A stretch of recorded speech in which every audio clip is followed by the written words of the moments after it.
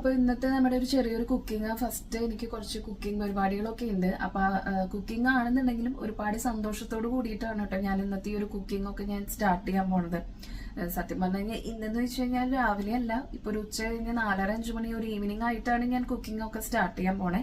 പക്ഷെ ഞാൻ ഇത് വെക്കുന്നത് നാളത്തേക്ക് വേണ്ടിയിട്ടാണ്. അതുകൊണ്ടാണ് ഞാൻ ഇത്രയും ലേറ്റ് ആയിട്ട് പണികളൊക്കെ തുടങ്ങണം കേട്ടോ. അപ്പൊ സാധാരണ വീട്ടില് കുക്കിംഗ് പരിപാടി എന്നൊക്കെ വെച്ച് കഴിഞ്ഞാല് സന്തോഷത്തിലൊന്നല്ല, എന്തായാലും നമുക്ക് നല്ല ഫുഡ് കഴിക്കണമെങ്കിൽ നമ്മൾ വെച്ചല്ലേ പറ്റുമെന്ന് വിചാരിച്ചിട്ടാണ് ഞാൻ വെക്കാറെന്നുണ്ടെങ്കിൽ ഇന്ന് എനിക്ക് ഞാൻ കുക്ക് ചെയ്യാൻ പോകുന്നത് ഒരുപാട് സന്തോഷത്തോടെയും, അല്ലെങ്കിൽ ഈ കുക്ക് ചെയ്യുന്നത് കഴിക്കാൻ പോകുന്നത് ഞാൻ കുക്ക് ചെയ്തത് വെച്ചത് കഴിക്കാൻ പോണെന്ന് ആരാണെന്ന് നമുക്ക് ആലോചിക്കുമ്പോൾ ഒരുപാട് എക്സൈറ്റ്മെന്റോടൊക്കെ കൂടിയിട്ടാണ് ഞാനിന്ന് കുക്കിംഗ് സ്റ്റാർട്ട് ചെയ്യാൻ പോണേ. ഇത് സ്വന്തം ആളുകൾ തന്നെയാണ് വരുന്നത്. അപ്പൊ അതുകൊണ്ട് തന്നെ കാര്യമായിട്ട് രീതിയിലൊന്നും വെക്കേണ്ട ആവശ്യമില്ല.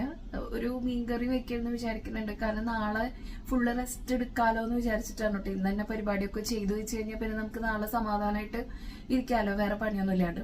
അപ്പൊ അത് കാരണമാണ് ഇന്ന് തന്നെ ഞാൻ വെക്കാൻ വിചാരിക്കുന്നത്. മീൻകറി വെക്കണം, പിന്നെ പോർക്കിറച്ചി ഒന്ന് റെഡിയാക്കണം, വട്ടയപ്പം ഉണ്ടാക്കണം. അപ്പൊ ഇതൊക്കെയാണ് ഇന്നത്തെ നമ്മുടെ പരിപാടി. അപ്പൊ അതിനായിട്ട് ഫസ്റ്റ് തന്നെ ഞാൻ പോർക്കിറച്ചി വാങ്ങിച്ചിട്ട് കൊണ്ടുവന്നിട്ടുണ്ടായിരുന്നത്. അതിന്റെ ഐസൊക്കെ ഇടാനായിട്ട് അതിന്റെ ആ കവറിൽ നിന്നും ആ പാക്കറ്റൊക്കെ മാറ്റിയിട്ട് ഞാനൊന്ന് ഇങ്ങനെ ഒന്ന് വെള്ളം ഒഴിച്ചിട്ട് ഇങ്ങനെ ഇടാന്ന് വിചാരിച്ചിട്ടോ. ഇങ്ങനത്തെ ഈ ഒരു ഇതിലാണ് നമ്മളിങ്ങനെ ഈ ഇറച്ചി സാധനങ്ങളൊക്കെ കൊണ്ടുവരുമ്പോൾ കഴുകാനായിട്ട് എടുക്കാറ്. അപ്പൊ ഞാൻ ഓൾറെഡി ഞാൻ കുറച്ച് നേരത്തെ തന്നെ അത് പുറത്തേക്ക് വെച്ചിട്ടുണ്ടായിരുന്നു, അതിൻ്റെ ഐസൊക്കെ വിടാൻ. പിന്നെ കുറച്ച് നേരത്തെ തന്നെ എടുത്ത് വെച്ചിട്ടുള്ള കാരണം അധികം ഐസൊന്നും ഇല്ല, പെട്ടെന്നല്ല നമുക്കൊന്ന് വാഷ് ചെയ്തെടുത്താൽ മതി. ഞാനപ്പോൾ അതെല്ലാം ആദ്യം ഇതിലേക്കൊന്ന് മാറ്റി. അപ്പോഴാണല്ലോ നമുക്കത് കഴുകാനാണെങ്കിലും ഒന്നും കൂടി എളുപ്പം ഇതുപോലെ വലിയൊരു പാത്രത്തിലേക്ക് മാറ്റുമ്പോഴായിരിക്കും.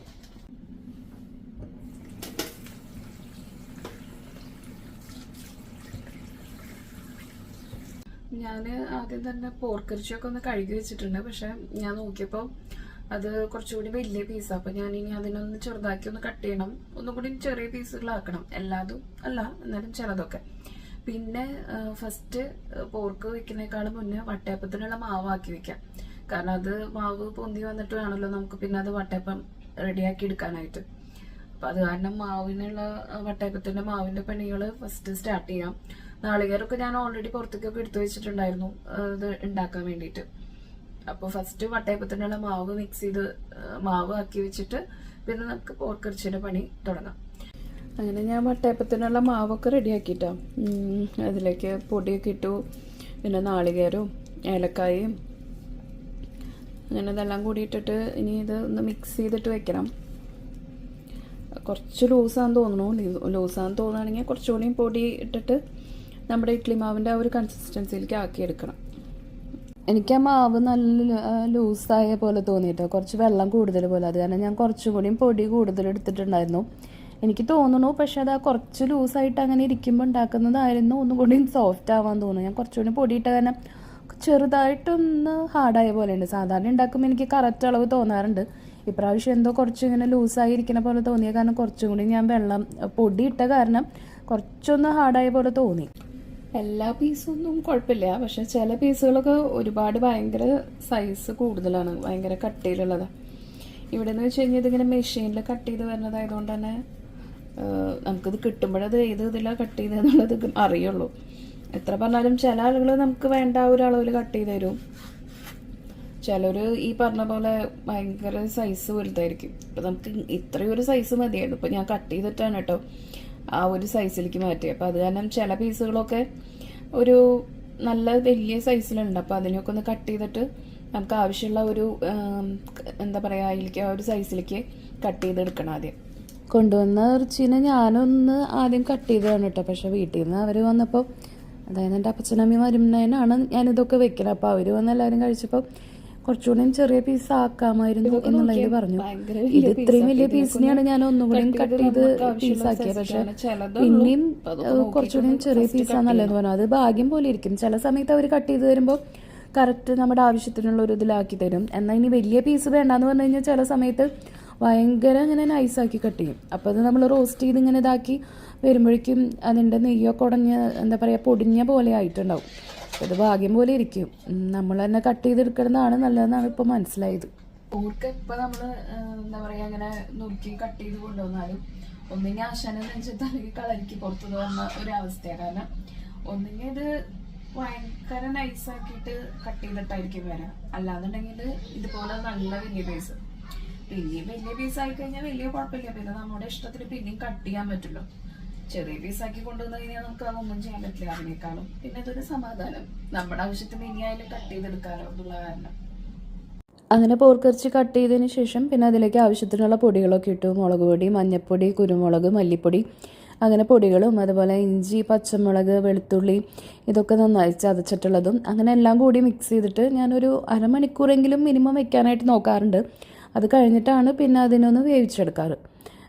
അരമണിക്കൂർ എന്ന് പറഞ്ഞാൽ ഞാൻ ഇതിൻ്റെ ഇടയിൽ അത് ഇങ്ങനെ മസാല ഇതൊക്കെ തേച്ചതിന് ശേഷം ബാക്കി നമുക്കിനി ലാസ്റ്റിൽ ഇത് കാച്ചാനായിട്ടുള്ള സവോള ഇതൊക്കെ അരിയാനൊക്കെ ഉണ്ടാവും. അപ്പോൾ ആ പണികൾ ചെയ്തു വയ്ക്കും. പിന്നെ ഇതിലേക്ക് ആവശ്യത്തിനുള്ള മുളക് പൊടിയും അതുപോലെ മല്ലിപ്പൊടിയും ഒന്ന് ചൂടാക്കിയതിന് ശേഷമാണ് ആ പൊടികൾ ഇതിലേക്ക് ചേർക്കാറ്. പിന്നെ ലാസ്റ്റിൽ ഇതിലേക്ക് എന്താ പറയുക, വെളിച്ചെണ്ണയും അതുപോലെ തന്നെ കുറച്ച് വിനീഗർ ചൊറുക്കിയും കൂടിയും ഒഴിക്കാറുണ്ട്.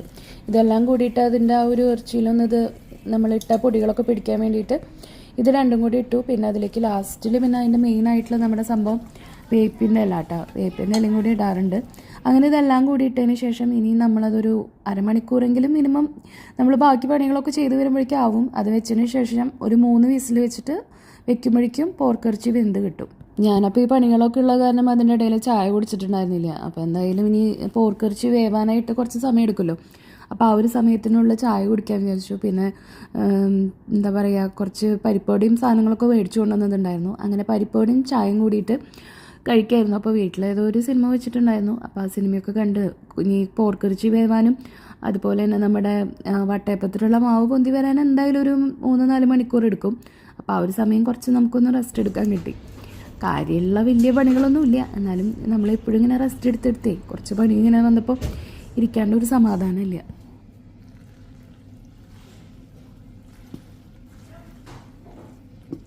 അങ്ങനെ ചായ കുടിയൊക്കെ കഴിഞ്ഞതിന് ശേഷം മീൻ കറി വെക്കാനായിട്ട് ഞാൻ മീനിലും അതുപോലെ നമ്മുടെ മുളക് പൊടി, മല്ലിപ്പൊടി അങ്ങനെയുള്ള മസാലയൊക്കെ തേച്ച് വയ്ക്കായിരുന്നു. പിന്നെ കുറച്ച് കഴിഞ്ഞ് ഞാൻ പറഞ്ഞ പോലെ 3-4 മണിക്കൂറായപ്പോഴേക്കും നമ്മുടെ വട്ടയപ്പത്തിൻ്റെ മാവ് നല്ലപോലെ പൊന്തി വന്നിട്ടുണ്ടായിരുന്നു കേട്ടോ. അപ്പോൾ അത് ഇങ്ങനെ പൊന്തി വരുന്നത് കാണുമ്പോൾ തന്നെ മനസ്സിനൊരു സന്തോഷം.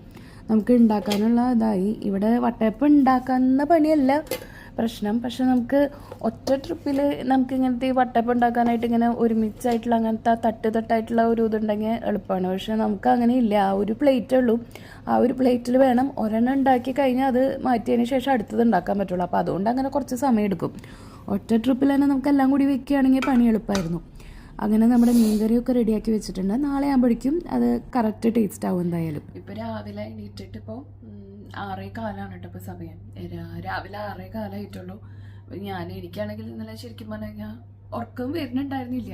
നമ്മളുടെ ക്ലീനിങ്ങും കുക്കിങ്ങും ഒക്കെ കഴിഞ്ഞിട്ട് കിടന്നപ്പോൾ തന്നെ ഞാൻ കിടന്നപ്പോൾ ഒരു 1:45-2 മണിക്കായിട്ടായിരുന്നു കിടന്നുണ്ടായിരുന്നത്. പക്ഷെ എന്നാലും ഇടയ്ക്കിടയ്ക്ക് എണീറ്റ് അങ്ങനെ ഇങ്ങനെ വിട്ട് ഉറങ്ങാന്ന് പറയണ പോലെ അങ്ങനെ കംപ്ലീറ്റ് ആയിട്ട് ഉറങ്ങിയിട്ടുണ്ടായിരുന്നില്ല. ഇന്നിപ്പോൾ എന്താ പറയുക, എന്തായാലും അത് കണ്ടപ്പോൾ മനസ്സിലായിട്ടുണ്ടാവുമല്ലോ. അപ്പച്ചനമ്മയൊക്കെ വരണ കാരണം ആ ഒരു സന്തോഷം കൊണ്ട് എനിക്ക് സത്യം പറഞ്ഞു കഴിഞ്ഞാൽ ഉറക്കം വരുന്നുണ്ടായിരുന്നില്ല. മക്കളെ ആണെങ്കിലും എണിപ്പിച്ച് രാവിലെ റെഡിയാക്കാനും ബുദ്ധിമുട്ടിയില്ല, കാരണം അവർക്കുള്ള ടോയ്സും കാര്യങ്ങളൊക്കെ ഉണ്ടാവില്ല എന്നുള്ള സന്തോഷം കൊണ്ട് അവരും ഉറക്കമില്ലാണ്ട് വേഗം എണീറ്റു, വിളിച്ചു വഴിക്ക് എണീറ്റു. അപ്പോൾ 6:15 ഒരു 6:50 അവരുടെ ഫ്ലൈറ്റ് ഇവിടെ ലാൻഡ് ചെയ്യുക. നമ്മളൊരു 7 മണിയൊക്കെ ആകുമ്പോൾ അവിടേക്ക് കറക്റ്റ് എത്തണ പോലെ. എന്തായാലും 6:50 എത്തിയിട്ട് പിന്നെ അവിടുത്തെ ചെക്കിങ്ങും കാര്യങ്ങളൊക്കെ കഴിഞ്ഞ് ബാഗൊക്കെ കിട്ടി പുറത്തിറങ്ങുമ്പോൾ കുറച്ചുകൂടി ലേറ്റ് ആവുമല്ലോ. ഒരു 7 മണിക്ക് എത്തണ പോലെ എന്നുള്ള രീതിയിൽ നമുക്ക് ഇവിടെ നിന്ന് ഇറങ്ങാം. ഇപ്പോൾ ഒരു 6:30 ആകുമ്പോഴാണ് നമ്മളിവിടെ നിന്ന് ഇറങ്ങാൻ പ്ലാൻ ചെയ്തിട്ടുള്ളത്. ഇപ്പോൾ ഒരു 6:15 ആയിട്ടുള്ളൂ. അപ്പോൾ എന്തായാലും ഒരു 6:30 ആകുമ്പോഴേക്കും നമുക്ക് വീട്ടിൽ നിന്ന് ഇറങ്ങണം. നമ്മളങ്ങനെ എല്ലാവരും റെഡി ആയിട്ട് ഇറങ്ങി കേട്ടോ. നാട്ടിലേക്ക് നമ്മൾ പോകുന്ന അതേ സന്തോഷം തന്നെയാണ് നാട്ടിൽ നിന്ന് ആരെങ്കിലും നമ്മുടെ ഇവിടേക്ക് വരാമെന്ന് പറയുമ്പോൾ. അതുകൊണ്ട് തന്നെ സാധാരണ എനിക്കിങ്ങനെ കാലത്ത് ഇത്ര നേരത്തെ എണിക്കാന്ന് പറഞ്ഞു കഴിഞ്ഞാൽ ഇത്രയും വിഷമമുള്ളൊരു കാര്യമില്ല. രാത്രി എത്ര വേണമെങ്കിലും ഇരിക്കാൻ പറ്റും, പക്ഷേ കാലത്ത് എണിക്കാനാണ് ബുദ്ധിമുട്ട്. അപ്പോൾ ഇതായിരുന്നു നമ്മുടെ ബ്രേക്ക്ഫാസ്റ്റിന് വേണ്ടിയിട്ടായിരുന്നു വട്ടയപ്പം ഉണ്ടാക്കിയിട്ടുണ്ടായിരുന്നത്. വട്ടയപ്പവും അതുപോലെ പോർക്കിറച്ചിയും ചായയൊക്കെ കൂടി കഴിക്കാമല്ലോ. പിന്നെ നമ്മുടെ മീൻകറിയൊക്കെ ഞാൻ പുറത്ത് തന്നെയാണ് വെച്ചിട്ടുണ്ടായിരുന്നത്. പോണേക്കാളും മുന്നേ അത് ഫ്രിഡ്ജിലേക്കൊക്കെ മാറ്റി. അപ്പോൾ ഇത് ഞാൻ വന്നതിന് ശേഷം ഇതൊക്കെ പുറത്തേക്ക് എടുത്ത് വെച്ചതാണ് കേട്ടോ, പോർക്കും അതുപോലെ തന്നെ മീൻകറിയൊക്കെ. അപ്പോൾ അതിൻ്റെ ഇടയിൽ എയർപോർട്ടിലേക്ക് പോയതിൻ്റെ കുറച്ച് വിശേഷങ്ങളുണ്ട് കേട്ടോ. എയർപോർട്ടിലേക്ക് നമ്മൾ വിചാരിച്ച പോലെ ഇറങ്ങാൻ പറ്റിയില്ല. ഇറങ്ങിയപ്പോൾ കുറച്ച് ലേറ്റായി. വലിയ കുഴപ്പമുണ്ടായില്ല, കാരണം നമ്മളവിടെ എത്തിക്കഴിഞ്ഞതിന് ശേഷമാണ് അവർ പുറത്തേക്ക് ഇറങ്ങിയത്. അത് കാരണം വലിയ കുഴപ്പമില്ല. നമ്മൾ ഒരു 10 മിനിറ്റ് ലേറ്റായി. പിന്നെ നമുക്ക് രാവിലെ ആ ഒരു സമയമായതുകൊണ്ട് വലിയ ട്രാഫിക്കൊന്നും ഇല്ലാതെ കറക്റ്റ് ടൈമിൽ തന്നെ നമുക്ക് എത്താനായിട്ട് പറ്റും.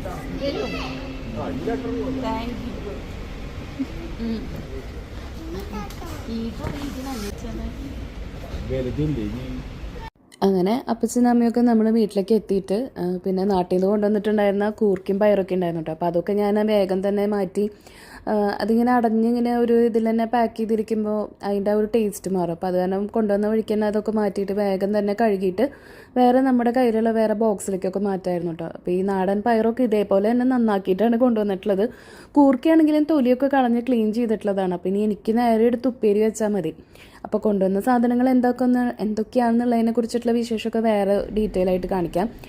പിന്നെ മീൻകറിയൊക്കെ നമ്മൾ തലേദിവസം ഉണ്ടാക്കിയതൊക്കെ ഞാൻ വേഗം ചൂടാക്കി വെക്കുകയായിരുന്നു. കാരണം മീൻകറി ആകുമ്പോൾ അതൊന്ന് തിളച്ച് നന്നായി തണുത്ത് കഴിയുമ്പോഴാണ് അതിൻ്റെ ടേസ്റ്റ് വരിക. അപ്പോൾ അത് കാരണം നമ്മൾ ലഞ്ച് കഴിക്കുന്നതിനേക്കാളും ഒരു മണിക്കൂർ നേരത്തെ തന്നെ ചൂടാക്കി വെച്ചു. പിന്നെ മീനൊക്കെ വറുക്കാനുള്ളത് വെച്ചു. അപ്പോൾ മീൻ വറുക്കലൊക്കെ അന്നാണ് നമ്മൾ ചെയ്തത്. അതുപോലെ ചോറ് വയ്ക്കലൊക്കെ.